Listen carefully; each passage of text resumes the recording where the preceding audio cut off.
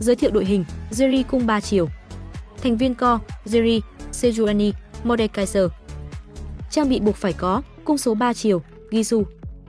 Cách build: ở những cấp độ đầu tiên, lấy lõi nâng cấp trang bị để hoàn thành sớm trang bị cho các tướng chủ lực, đồng thời gia tăng sức mạnh của công nghệ cao. Xây dựng đội hình xoay quanh Jin và công nghệ cao. Tới giai đoạn 3, lên cấp để kẹp 5 công nghệ cao cùng với can trường. Bạn nên có 3 trang bị đỡ đòn cho chủ lực tuyến trước và một tướng gây sát thương ở tuyến sau. Sau đó eco lên cấp 8.